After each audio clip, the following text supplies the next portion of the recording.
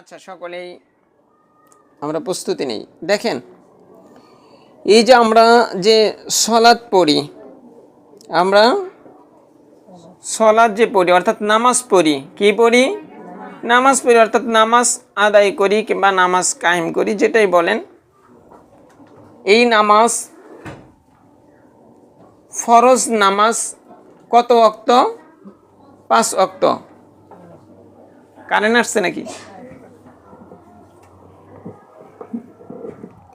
তাহলে ফরজ নামাজ কত ওয়াক্ত? 5 ওয়াক্ত।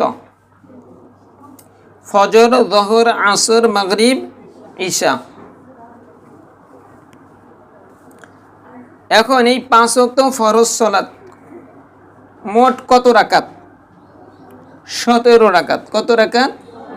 17 রাকাত। ফজরে 2 রাকাত, যহরে 4 রাকাত, আসরে, মাগরিবে, ঈশায়ে,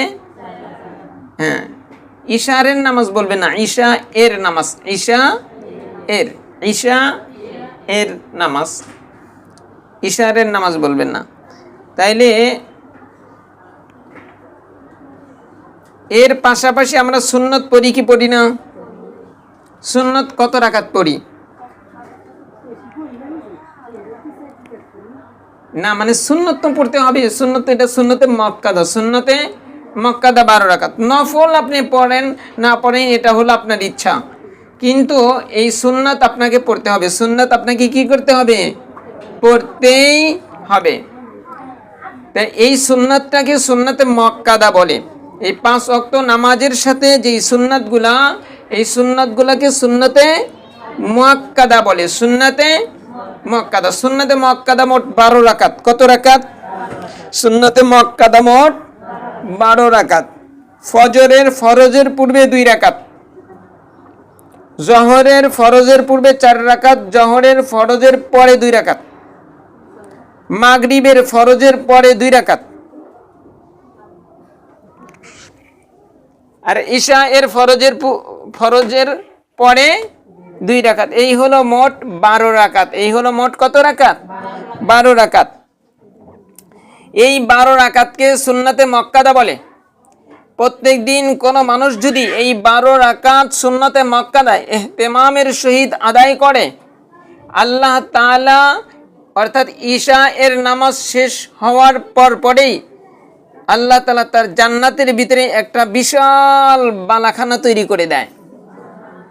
তাইলে প্রত্যেক দিন আপনি যদি 12 রাকাত সুন্নাত পড়েন সুন্নতে মুআক্কাদা, তাহলে আল্লাহ তাআলা প্রত্যেক দিন আপনার জন্য কি করবে? জান্নাতের ভিতরে একটা বালাখানা তৈরি করবে। আরো আসরের ফরজের পূর্বে 4 রাকাত, ঈশা এর ফরজের পূর্বে 4 রাকাত, এই 8 রাকাত নামাজকে সুন্নতে গায়রে মুআক্কাদা বলে। সুন্নতে গায়রে মুআক্কাদা বলে।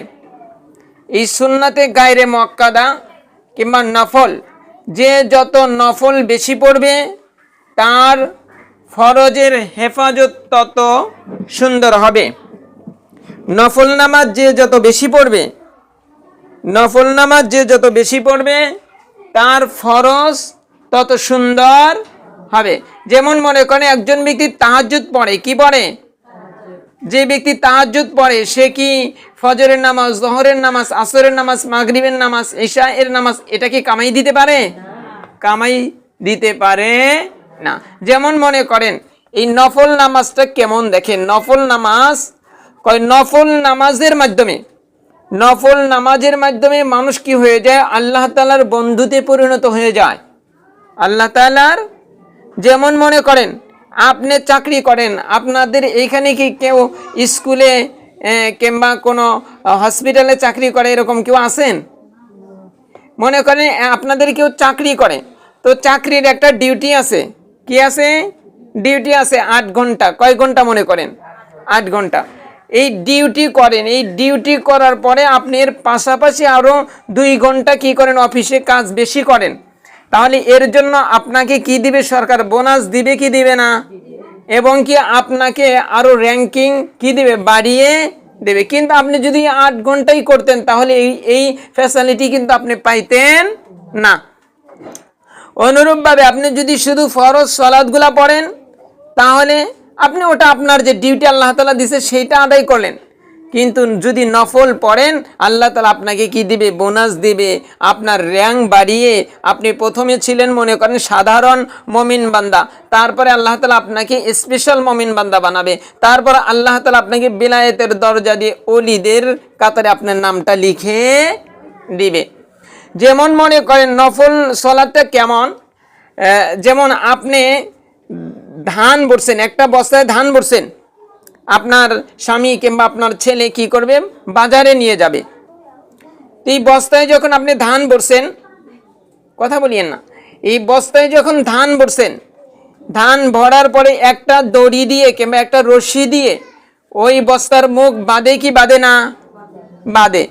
আপনি একটা মনে করেন যে একটা গিরু দিয়ে দিলেন, একটা গিরা যখন আপনি দিলেন আর একটা দিলেন না, তাহলে আপনি কি এই ধান নিয়ে বাজার পর্যন্ত যাইতে পারবেন?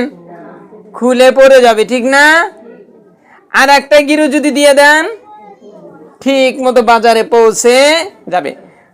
ওই বস্তার প্রথম গিরুটা হলো ফরজ আর দ্বিতীয় গিরুটা হলো নফল। দ্বিতীয় গিরুটা কি? নফল।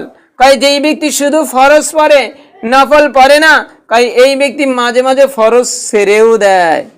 ফরজ কি করে? ছেড়ে দেয়। আর যেই ব্যক্তি কি করে? নফল পড়ে, অর্থাৎ তাহাজ্জুদ পড়ে, সালাতুদ দুহা অর্থাৎ ইশরাক নামাজ পড়ে, চাশতের নামাজ পড়ে, জাওয়ালের নামাজ পড়ে, তারপরে তাহিয়াতুল অজুর নামাজ পড়ে, তওবার নামাজ পড়ে, হাজতের নামাজ পড়ে, তারপরে মারিজের নামাজ পড়ে, অর্থাৎ অসুস্থতার থেকে মুক্তি পাওয়ার জন্য 2 রাকাত করে নামাজ পড়ে। এটাকে সালাতুল মারিজ বলে, অসুস্থতার নামাজ পড়ে। যে ব্যক্তি নফল নামাজ বেশি পড়ে তার ফরজ কোনোদিনও নষ্ট হওয়ার সম্ভাবনা থাকে না। বুঝাইতে পারছি কি আমি আপনাদের? তাই আল্লাহ তাআলা যেন আমাদের সকলকে তৌফিক দান করেন। তাহলে 5 ওয়াক্ত সালাত আপনারা কেউ কামাই দিবেন না ইনশাআল্লাহ। নিয়ত করতে পারেন না? আজকে থেকে খাঁটি তওবা করবেন যে আল্লাহ আর জীবনে কোনোদিন, আমি মৃত্যু পর্যন্ত আমি জীবনে কোনোদিন ফরজ নামাজ পরিত্যাগ করব না। নামাজের বিধানটা কেমন? যেমন আপনি মনে করেন জাহাজটা ডুবে গেছে সাগরে, এখন আপনি কিছুই পাচ্ছেন না, হঠাৎ একটা কাঠের টুকরা পাইলেন, এই কাঠের টুকরা ধরে আছেন, আর এমত অবস্থায় আপনি সাগরের ভিতরে ভাসতেছেন, আর আপনি বুঝতেছেন এখন হয়তো জহরের সময় কিংবা এখন হয়তো আসরের সময়, এটা আপনার বুঝটা আছে, ওই কাঠের টুকরা ধরেই ইশারায় তোমাকে নামাজ পড়তে হবে। তাহলে নামাজের বিধানটা কত গুরুত্বপূর্ণ এবং কি কতটা এর উপরে তাকিদ আসছে। কিন্তু আজকে আমরা সাধারণ বিষয়, অনেক বোনেরা, অনেক মায়েরা এরা বসে থেকেই নামাজ কামাই দেয়, ঠিক না? মানে নামাজ পড়ে না। আবার এখন তো আমাদের বিশেষ করে আমাদের যে মেয়েগুলা এখন হচ্ছে, এখন যারা হচ্ছে যে 8-10 বছর 15 বছর যাদের বয়স হচ্ছে, আগে তো আলহামদুলিল্লাহ মায়েরা মেয়েদেরকে, যারাই যে আমাদের মায়েদের বয়সের আছেন, আগে সন্তানাদিদেরকে কি শিখাইতো? আগে মেয়েদেরকে নামাজ, তারপরে বিভিন্ন সংসারের কাজ, এগুলা শিখাইতো। এখন তো আমাদের মেয়েগুলা শেখেই শুধু মোবাইল, শেখেই শুধু মোবাইল। এরা শুধু মোবাইল টিপতেই জানে, এরা শুধু মোবাইল টিপতেই জানে। মা মনে রাখিয়েন, প্রত্যেকটা সেকেন্ডের হিসাব হবে। আপনার এক একটা সেকেন্ড আল্লাহ তাআলা হিসাব নেবে। তুমি এই সেকেন্ডটা, তোমার চোখের পলকটা কোথায় তুমি ব্যয় করেছিলা, তোমার এই হাতটা কোথায় ব্যয় করেছিলা, এটার হিসাব আমাকে আপনাকে দিতেই হবে। কিন্তু আমি আর আপনার বুঝটা একেবারে পাগলের মতো হয়েছে। পাগল যেরকম খাবার আর পায়খানা পার্থক্য করতে পারে না, আমাদের অবস্থাও এরকম হয়েছে, আমাদের অবস্থাও এরকম হয়েছে। কালকে তাই আমি আমার ছাত্রীদেরকে বলেছি যে দেখো, এই যে দুনিয়াতে আমাদের যদি দুশ্মন থাকে, যেমন মনে করেন মা আপনার একজন দুশ্মন আছে, কি আছে? দুশ্মন অর্থ কি? শত্রু। দুশ্মন অর্থ শত্রু। আপনার একজন শত্রু আছে, জানেন যে এই রাস্তা দিয়ে গেলে, বাজারে যদি আমি এই রাস্তা দিয়ে যাই, ওই বাড়ির পাশে শত্রু আছে, তো আমাকে ধরে কি করতে পারে, গুলিও করতে পারে, কিংবা আমাকে জবাইও করতে পারে। তাহলে কি আপনার জন্য ওই বাজারে নিরাপদ যাওয়ার জন্য বিকল্প পদ্ধতি কি, যে আপনি ঘুরে চলে যাবেন, ঠিক না? আর যদি আপনি না জানেন তাহলে কি করবে, রাস্তায় যাওয়ার পরে আপনাকে শেষ করে দেবে, ঠিক না? শত্রু যদি আপনার চেনা থাকে তাহলে আপনি শত্রুর থেকে বাঁচতে পারবেন, আর যদি শত্রু চেনা না থাকে আপনি শত্রুর হাত থেকে বাঁচতে পারবেন না।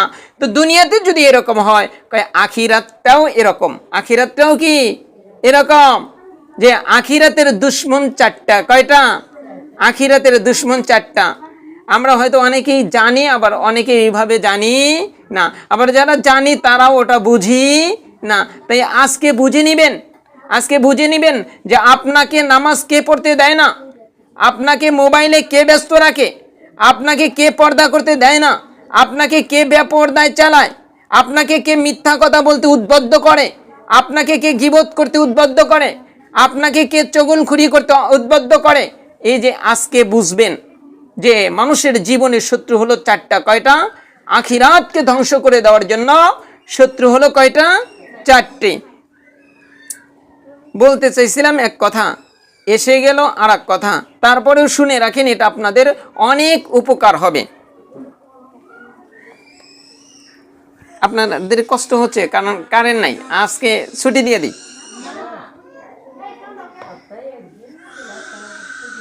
আচ্ছা ঠিক আছে, শুনেন যে মানুষের জীবনের আখিরাতের দুশ্মন হলো চারটা। কয়টা? আখিরাত ধ্বংস করার জন্য দুশ্মন কয়টা? চারটা। এই দুশ্মন হলো, এই দুশ্মন এই শব্দটার ভিতরেই লুকায় আছে। আপনার যে শত্রু যে চারজন, এই চারজন শত্রু এই দুশ্মন শব্দের ভিতরেই কি আছে? লুকায়া আছে। দুশ্মনটা যদি আমি আরবিতে লিখি তাহলে চারটা হরফ লাগে। কয়টা হরফ? চারটা হরফ। দাল, শিন, মিম, নুন। দাল, শিন, মিম, নুন। দুশ্মন, দুশ্মন। তাহলে দাল শিন পেশ দুশ, মিম নুন জবর মান, দুশ্মন, তাহলে এই দুশ্মন অর্থ কি? শত্রু। এই দুশ্মন শব্দের ভিতরে অক্ষর কয়টা? চারটা। এই চারটা অক্ষর আপনাকে বোঝাচ্ছে যে আপনার আখিরাত ধ্বংস করার শত্রু হলো চারটা। শত্রু হলো কয়টা? চারটা। এক নাম্বার দাল। এক নাম্বার কি? দাল। এই দালে বুঝায় দুনিয়া। দালে বুঝায় কি? দুনিয়া। দুনিয়া হলো মানুষের শত্রু। দুনিয়া হলো মানুষের শত্রু। দুনিয়া যদি আপনার কি থাকে, যতটুক প্রয়োজন ততটুক যদি থাকে তাহলে দুনিয়া আপনার জন্য কল্যাণকর। আর যদি দুনিয়া এর চেয়ে বেশি হয়ে যায় তাহলে মনে রাখেন আপনার এই দুনিয়াটাই দুশ্মনে পরিণত হবে। কিসে পরিণত হবে? দুশ্মনে। এই আপনারা ওদিকে যান। আয়েশা তাসনিম নাই এখানে?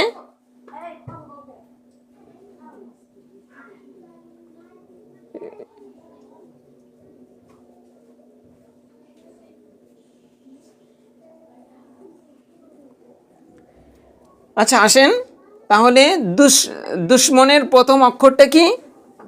দাল। এই দালে কি বুঝায়? দুনিয়া। দালে বুঝায় কি? দুনিয়া হলো তোমার শত্রু।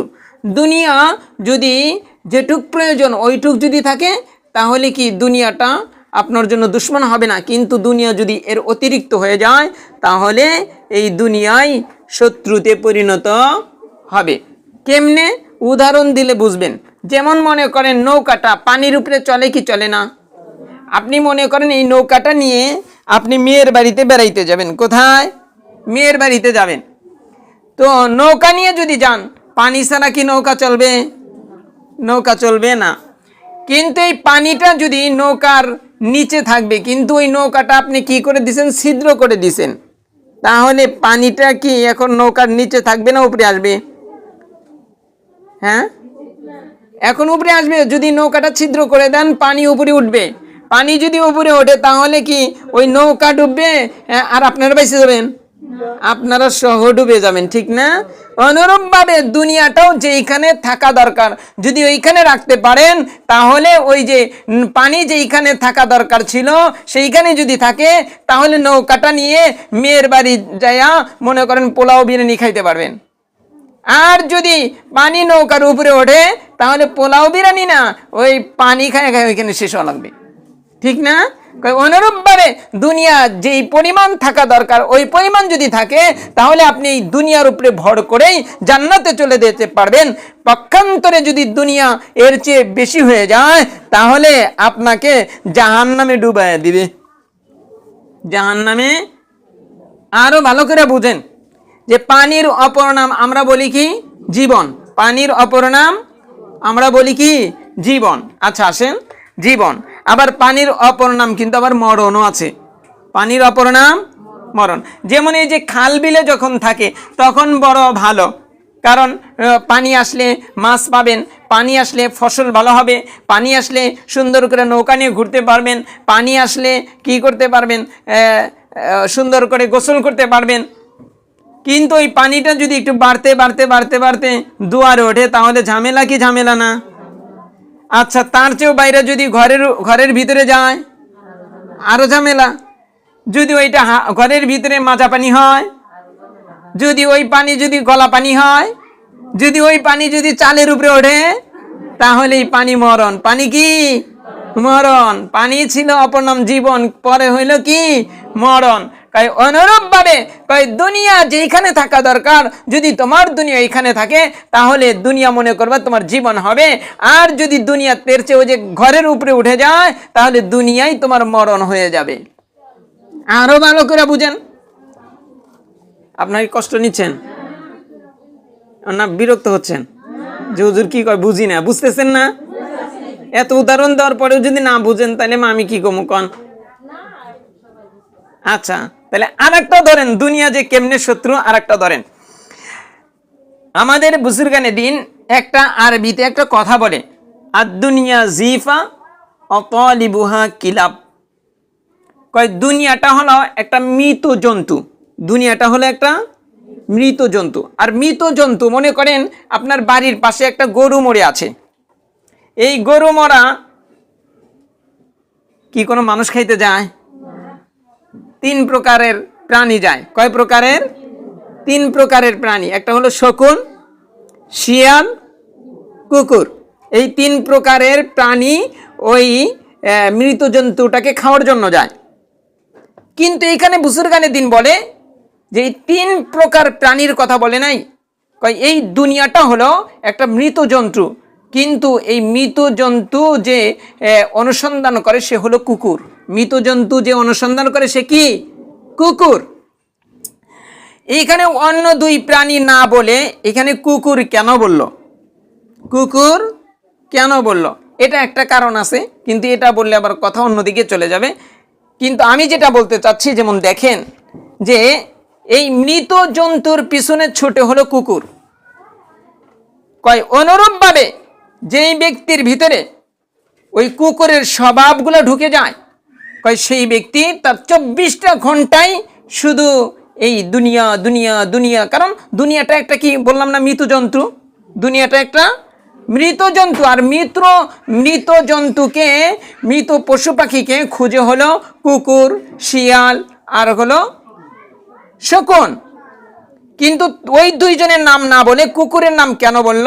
কয় কুকুরের নাম এই জন্য বলছে যে কুকুরের ভিতরে বিশাল মারাত্মক মারাত্মক বদগুণ আছে। কি গুণ আছে? বদগুণ আছে। কই এই বদগুণগুলো যদি কোনো মানুষের ভিতরে ঢুকে তখন এই মানুষটাও কি করে? এই মানুষটাও শুধু দুনিয়ার জন্য পাগল হয়ে যায়। অর্থাৎ দুনিয়াতে সে 1 লক্ষ টাকার মালিক হয়েছে, হ্যাঁ, তার খুব ভালো লাগে, কিন্তু সে যে নামাজ পড়তে পারে নাই তার এটা কষ্ট লাগে না। সে 10 লক্ষ টাকার মালিক হয়েছে, খুব ভালো লাগে, কিন্তু সে যে জাকাত দিতে পারে নাই এজন্য তার কষ্ট লাগে না। এ হলো ওই দুনিয়াদার, এ হলো ওই দুনিয়া একটা মৃত জন্তু, এর পিছনে ছুটছে, এর পিছনে ছুটছে। কই কেন ছুটছে? কই ওই কুকুরের যেই গুণগুলা তার ভিতরে ঢুকে গেছে। যেমন মনে করেন আরেকটা উদাহরণ, এই উদাহরণের আগে আরেকটা কথা বলি। যেমন মনে করেন যে ওই একটা বিশাল জঙ্গল, এই জঙ্গলের ভিতরে বিভিন্ন প্রকার পশু পাখি থাকে কি থাকে না? এই জঙ্গলের ভিতরে কিন্তু আবার মৌমাছিও যায়। কি যায়? মৌমাছি যায় মধু আনার জন্য। কি আনার জন্য? এই মৌমাছি কি করে? ওই জঙ্গলে যাওয়ার পরে শুধু কি ফুলই থাকে? ওইখানে কি ওই সিংহের পায়খানা, বাঘের পায়খানা কিংবা মরা বিভিন্ন জন্তু এগুলা থাকে কি থাকে না? তো ওই মৌমাছি কি ওইগুলার উপরে যায় বসে? ওইগুলার উপরে যায় বসে না। ওই মৌমাছি কি করে? ওইখানে যত আবর্জনা থাক না কেন ওই আবর্জনার উপরে যায় বসে না। ও কি করে? ও খুঁজে খুঁজে বের করে কোথায় ফুল আসে, সেই ফুলের ভিতরে মধু অনুসন্ধান করে। পক্ষান্তরে আপনি এই যে শুয়োর চেনেন? শুকুর চেনেন? জংলি চিনেন? এই জংলি যদি মনে করেন আপনি কি করলেন, এই সুন্দর একটা ফুলের বাগান, এই বাগানের ভিতরে যদি এই শুকুরকে ছেড়ে দেন, জংলি ছেড়ে দেন, ও কি ওই ফুলের ঘ্রাণ নিবে? নাকি ও খালি মাটি খুঁড়তে থাকবে আর কোনে ময়লা আছে, কোনে আবর্জনা আছে, কোনে পায়খানা আছে এইগুলা খুঁজবে? ও যত ময়লা আছে, ও যত আবর্জনা আছে, ও যত পায়খানা আছে, ও ওইগুলা খুঁজবে। ওইগুলা কি খুঁজবে? কই অনুরূপভাবে এই দুনিয়াতেও মানুষগুলা দুই প্রকারের হয়। কয় প্রকারের হয়? দুই প্রকারের হয়। একটা হলো মৌমাছির গুণওয়ালা মানুষ, আর একটা হলো ওই জংলির গুণওয়ালা মানুষ। জংলির গুণওয়ালা যেই মানুষটা, সে কি করে? জংলি যেমন দুনিয়ার ভিতরে ওই ফুল ফল যা কিছু থাক ও ওই ভালো জিনিস দেখে না, ও ময়লা আবর্জনা খালি দেখে। কয় দুনিয়ার ভিতরে যেই মানুষটার ভিতরে জংলির গুণ ঢুকে যায়, কয় সেই মানুষটাও দুনিয়ার ভিতরে শুধু উল্টা পাল্টা মানুষের কাছ থেকে সে বিভিন্ন মডেল তালাশ করে সে তার জীবনটাকে সাজায়। কিন্তু নবী মুহাম্মদ রাসূলুল্লাহ সাল্লাল্লাহু আলাইহি সাল্লামের মতো এই ফুল, এই পবিত্র সত্তার থেকে সে আদর্শ নিয়ে তার জীবনটা সাজায় না। পক্ষান্তরে যেই মানুষটার ভিতরে ওই মৌমাছির গুণ ঢুকে গেছে, মৌমাছি যেরকম ভাবে জঙ্গলের ভিতরে ওই বিভিন্ন আবর্জনার উপরে বসে না, পায়খানার উপরে বসে না, সে ফুলের ভিতর থেকে সে মধু আহরণ করে। কই এই দুনিয়ার ভিতরে এই পাপাচারের ময়লা আবর্জনা থাকবে, আবার সেইখানে নবী মুহাম্মদ রাসূলুল্লাহ সাল্লাল্লাহু আলাইহি ওয়াসাল্লামের মতো এই ফুলের আদর্শ থাকবে। কই এই দুনিয়ার ভিতরে কিছু মানুষ আছে যাদের ভিতরে এই মৌমাছির গুণটা ঢুকে যায়, সেই মানুষগুলা এই ময়লা আবর্জনা ওয়ালা আদর্শকে অনুসরণ করে না, সে নবী মুহাম্মাদের আদর্শ অনুসরণ করে। আপনাদেরকে আমি বুঝাইতে পারছি বিষয়টা? তো ওই রকম ভাবে যেই মানুষের ভিতরে কুকুরের গুণটা ঢুকে যায়, কয় সেই মানুষটা শুধু দুনিয়ার পিছনে ছোটে, সে কোরআন শিখতে যাবে না, সে নামাজ শিখতে যাবে না, সে দিনই কোনো মাজলিসে বসবে না, সে কোনো আল্লাহওয়ালার সোহবতে যাবে না, সে মৃত্যু নিয়ে ভাববে না, সে আখিরাত নিয়ে ভাববে না। কয় কে? কয় যার ভিতরে এই কুকুরের গুণটা ঢুকে গেছে, সে শুধুই খালি দুনিয়া দুনিয়া দুনিয়া। কয় কুকুরের কি কি গুণ? তার ভিতর থেকে তিনটা আপনাদেরকে বলি। যেমন দেখেন, যখন ওই মৃত জন্তুটা এই তিন প্রকার প্রাণীতে খাইতে যায়, শকুনে কি রাত দিন 24 ঘন্টা খায় না শুধু দিনের বেলা খায়? দিনের বেলা খায় আর রাত্রি বেলায় তার বাসায় চলে যায়। শিয়াল সে রাত্রি বেলায় খায়, দিনের বেলায় তার বাসায় চলে যায়। কিন্তু কুকুর এমন একটা প্রাণী, সে রাত্রেও খায়, সে দিনেও খায়। অর্থাৎ সে মৃত জন্তুটা যখনই পাইছে, সে তার মালিকের বাড়ি ভুলে যায়। অনুরূপভাবে এই কুকুরের গুণ যেই মানুষটার ভিতরে ঢুকছে, সে রাত্রেও দুনিয়া কামাই করে, দিনেও শুধু দুনিয়ার জন্য ব্যস্ত হয়ে যায়। সে তার যে আসল বাড়ি জান্নাত ছিল, সে সেই জান্নাতকে সাজানোর কথা ভুলে যায়। এই কারণে বলেছে যে কুকুরের গুণ যখন ঢোকে, ওই মানুষটা শুধুই দুনিয়ার জন্য পাগল পাড়া হয়ে যায়। কেন? কুকুর রাত্রেও খায়, দিনেও খায়। সে ওই মৃত জন্তুটাকে পাইয়া সে তার মালিকের বাড়ি যে পাহারা দিতে হবে, সে সেইটা ভুলে যায়। আর একটা গুণ, এই যে শকুন, এই মৃত জন্তুটার কি খায়? গোস্ত খায়, হাড় খায় না। কষ্ট হচ্ছে কি আপনাদের? আবার এই যে শিয়াল, সেও কি করে? গোস্ত খায় কিন্তু হাড় খায় না। কিন্তু কুকুর এমন একটা প্রাণী, সে গোস্তও খায়, আবার হাড়ও সে চাবাইতে থাকে। হাড়ও কি করে?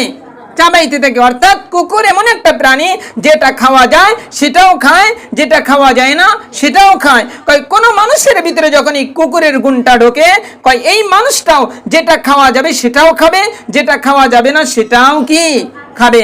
অর্থাৎ হালাল জিনিস খাইতে হবে, সে হালালও খাবে, আবার ওই সুদি ব্যাংকে থেকে লোন আইনা সুদও খাবে, আবার ঘুষও খাবে, আবার অন্যের জাম্বুরা চুরি করে খাবে, অন্যের ছাগল চুরি করে বিক্রি করে সেই টাকা বাজারে নিয়ে বড় মাছ কিনবে।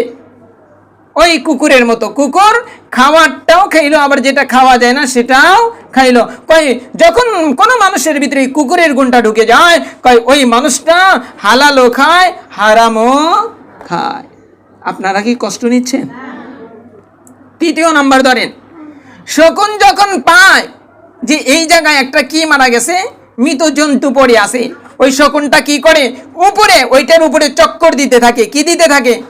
চক্কর দিতে থাকে। ওই চক্কর দ্বারা ওর সাথী ভাইদেরকে ডাকতে থাকে। ওর সাথী ভাইদেরকে কি করে? ডাকতে থাকে যে তোমরা আসো, এইখানে একটা মৃত জন্তু পাইছি, এসে আমরা সকলেই ভাগে যোগে খাই। শিয়ালও কি করে? শিয়ালও যখন একটা মৃত জন্তু দেখে, তখন সে হুক্কা হুয়া এটা বলতে থাকে। কি করতে থাকে? হুক্কা হুয়া বলতে থাকে। এর মানে ওর সাথী ভাইদেরকে ডাকতে থাকে, ওর জাতি ভাইদেরকে ডাকতে থাকে, আসো আমরা একসাথে খাই। কিন্তু কুকুর এমন একটা প্রাণী, সে যখন মৃত জন্তুটা পায়, আর একটা কুকুর যদি আসতে চায়, সেটাকে কি আসতে দিতে চায়? হ্যাঁ, কথা বলতেছেন মনে হয়। এই তোমরা ওইদিকে যাও, ওদেরকে ছুটি দিয়ে দাও। তাইলে কিন্তু কুকুর কি করলো, যে কুকুর কিন্তু খাইতে পারবে, মনে করেন 1 কেজি, সে পুরা গরুকে কি করতে চায়, আর কেউ জানি এখানে বাঘ বসাইতে না পারে। তো কি করে, যখন আর একটা কুকুর আসে, সে তাকে তাড়াইতে চায়, কিন্তু যখন দেখে যে না, একে তাড়ান যাব না, একে তাড়ান যাবে কারণ শক্তিশালী, তখন কয় আইসো আমরা দুইজন ভাগে যোগে খাই। আবার যখন তৃতীয়টা আসতে নেয়, এই দুইজন তাকে দৌড়ানি দেওয়া শুরু করে, দুইজন মিলে দৌড়ানি দেওয়া শুরু করে। কয় অনুরূপ ভাবে কয় মানুষের ভিতরেও এই কুকুরের স্বভাবটা যখন ঢুকে যায়, সে খালি নিজে হইলে, নিজে বাঁচলে, ওই যে বলে বাপের নাম আছে না, নিজে বাঁচলে বাপের নাম, তখন অন্যের কথা ভুলে যায়। কয় এই কারণে উলামায়ে কেরামগণ বলেন আর দুনিয়া জিফা, অর্থাৎ দুনিয়াটা হলো মৃত জন্তু, আর মৃত জন্তুর পিছনে ছোট হলো কুকুর। তাই কোন মানুষ যখন এই দুনিয়ার পিছনে ছুটে, কয় সেই মানুষটা কুকুরে পরিণত হয়ে যায়। আল্লাহ তাআলা কুকুর বলে নাই, আল্লাহ তাআলা কোরআনুল কারীমের ভিতরে স্পষ্ট বলে দিয়েছে যে যেই মানুষটা চোখ আছে, চোখ থাকার পরেও আমার নিদর্শন দেখে আমি আল্লাহকে চিনল না, যে আমি কিভাবে একটা আম গাছের ভিতর থেকে, একটা কাঠের ভিতর থেকে আমি এত সুন্দর সুমিষ্ট আম তোমাদেরকে খাওয়াইলাম, একটা কাঁঠাল গাছ থেকে আমি তোমাদেরকে কত সুন্দর ফল কাঁঠাল আমি তোমাদেরকে দিলাম। কই যেই মানুষটা চোখ থাকতেও এটা বুঝে না যে এটা কোন সত্তা আমাকে দিল, যেই মানুষটা কান থাকতেও আমার আজানকে বুঝে না, যেই মানুষটার দিল আর দিমাগ থাকতেও বোঝে না যে আমি কিভাবে ওই গাভীর ভিতর রক্ত আর গোবরের ভিতর থেকে আমি কিভাবে এত সুন্দর সুস্বাদু, এত সুন্দর মজাদার একটা পানি দুধ আমি বের করে খাওয়াইলাম, যেই দিল দিমাগ থাকার পরেও এটা নিয়ে চিন্তা ফিকির করে না, বুঝে না। কয় এই মানুষটা যদিও তুমি দেখতেছো মানুষ, কিন্তু আসমানের ফেরেশতারা দেখে এটা হলো চতুষ্পদ জন্তু। ও মা, তাই আমি বলতেছিলাম যে আমাকে আপনাকে 1 নাম্বার আমার শত্রু দালের দ্বারা কি বোঝায়? দুনিয়া। দালের দ্বারা কি বোঝায়? দুনিয়া। কয় দুনিয়া তোমার যতটুক প্রয়োজন, তুমি যখন অতটুক নিয়ে থাকবা, তখন তোমার দুনিয়া শত্রু হবে না, কিন্তু এর চেয়ে যখন বেশি হয়ে যাবে, তোমার দুনিয়াই তোমার শত্রুতে পরিণত হবে। কয় কিভাবে? যেমন আপনার এখনো যাকাত ফরজ হয় নাই, কোন রকম আপনার মানে দিনটা কেটে যায়, সপ্তাহটা কেটে যায়, মাসটা কেটে যায়, তাহলে কি আপনার উপরে যাকাতের বিধান ফরজ হবে? হবে না। কিন্তু আপনি যখন 5 লক্ষ টাকার মালিক হয়ে গেলেন, 10 লক্ষ টাকার মালিক হয়ে গেলেন, আপনার উপরে যাকাত ফরজ হইল কি হইল না? জাকাত আপনার উপরে ফরজ হইল। যেমন মনে করেন আপনি 1 বিঘা ধান বুনেছিলেন, এইখানে আপনি 30 মণ ধান পেয়েছেন। যখন আপনি ধান পেয়েছেন, এই ধান এটা হলো দুনিয়া, যখন আপনি এই ধান পাইলেন তখন আপনার উপরে ওসর ফরজ ছিল। কি ফরজ ছিল? ওসর ফরজ ছিল। কিন্তু আজকে এই আপনাদের এই এলাকাকে এই 10 গ্রামে একজন এই ওসর আদায় করে না মানুষ পাওয়া বড় মুশকিল। কিন্তু সেইগুলা খেয়ে খেয়ে নামাজ পড়ে, ওসর না আদায় করে। আপনি যদি ওই খাবার খেয়ে নামাজ পড়েন, আপনার ফসলের আপনি ওসর আদায় করেন নাই, ধানের ওসর আদায় করেন নাই, আপনি সরিষার ওসর আদায় করেন নাই, আপনি গমের ওসর আদায় করেন নাই, সেইগুলা যদি খেয়ে আপনি নামাজ পড়েন, মনে রাখেন আপনার নামাজ কবুল হবে না। ওই যে দেখেন আপনি গমকে দুনিয়া, কারণ এই গম যখন আপনার কাছে আসছে তখন দুনিয়া আসছে, কিন্তু দুনিয়া যখন আসছে এটার উপরে যেই বিধানটা ছিল আল্লাহর, আপনি যদি আদায় করতেন এই দুনিয়া শত্রু হতো না। কিন্তু আপনার উপরে যখন টাকা পয়সা আসলো, আপনার উপরে জাকাত ফরজ হইল, কিন্তু আপনি জাকাত আদায় করলেন না। আপনার গহনার উপরে জাকাত ফরজ হইল, কিন্তু এটা আদায় করলেন না। মনে রাখিয়েন এ আপনার শত্রু হবে। কাল কিয়ামতের ময়দানে যদি আপনার গহনাগুলোর জাকাত আদায় না করেন, এই গহনাগুলো জাহান্নামে পোড়ায়া আল্লাহ তাআলা আপনাকে পোড়াবে। টাকা পয়সার জাকাত আসছিল কিন্তু আপনি জাকাত দেন নাই, এই জাকাতটা আল্লাহ তাআলা কি করবে? বিশাল একটা সাপে পরিণত করবে। এই সাপ কি করতে থাকবে? তার কপালের ভিতরে কামড়াইতে থাকবে। এই যে দুনিয়া, আপনার কাছে দুনিয়া আসছিল, কিন্তু দুনিয়াকে আপনি আখিরাত হিসেবে ব্যবহার করেন নাই। অর্থাৎ আপনার বেশি আসছে। মানুষ কি করে?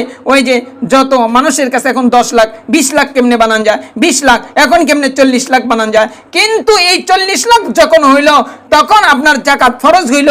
জাকাত যদি দিতেন তাহলে আপনার এই 40 লাখ দুনিয়া হইতো না, আপনার শত্রুতেও পরিণত হইতো না। আপনি যখন এর জাকাত দেন নাই, এটা দুনিয়া হয়ে গেছে। আর দুনিয়া হলো মানুষের শত্রু। দুনিয়া হলো, আমি কি আপনাদেরকে বুঝাইতে পারছি মা? তারপরে এখন আর বলার সময় নাই, অনেক হয়ে গেছে, গাইমে গেছি গে। তারপরে শিন রইছে, মিম রইছে, নুন রইছে। আমরা আগামী ক্লাসে বলবো যে আমাদের এই 4টা শত্রু, আমাদের এই 4টা শত্রু, আমরা যদি এই 4টা শত্রুকে চিনি এবং কি শত্রুকে আমি মাইনাস করে চলতে পারি, তাহলে আমি এই দুনিয়ার থেকে আমি এই রাস্তা দিয়ে হেঁটে হেঁটে জান্নাতে চলে যেতে পারবো। আর যদি আমাকে এই 4 শত্রুতে গ্রাস করে, আপনাকে জান্নাত পর্যন্ত পৌঁছাবে না। যেমন এই দুনিয়াতে আপনার বাড়ির থেকে আপনি বাট্রা বাজারে যাবেন, যা রাস্তায় যদি আপনাকে শত্রুতে শেষ করে দেয়, আপনি কি বাজারে যাইতে পারবেন? আপনাকে কোথায় যাইতে হবে? কবরে। কোথায়? কবরে। অনুরূপ ভাবে এই যে আখিরাতের রাস্তা দিয়ে হাঁটতে হাঁটতে এই দুনিয়ার থেকে যে আমি আখিরাতের রাস্তার দিকে হাঁটা দিয়েছি, আমি যাব জান্নাতে। কিন্তু প্রতিমধ্যে যদি আমাকে এই 4 শত্রুতে আক্রমণ করে, জান্নাতে যাবে না, সে জাহান্নামের কবরে চলে যাবে। বুঝাইতে পারছি আমার আম্মু জানেরা? তাই আমরা এই 4টা শত্রুকে চিনব। এই শত্রুকে চিনে আমি আর আপনি শত্রুর থেকে বাঁচার জন্য জানতার মেহনত করব। আল্লাহ তাআলা আমাকে আপনাদের সকলকে এই কথাগুলো দিল দিয়ে বুঝে আমলের তৌফিক দান করেন। আসসালামু আলাইকুম ওয়া রাহমাতুল্লাহ।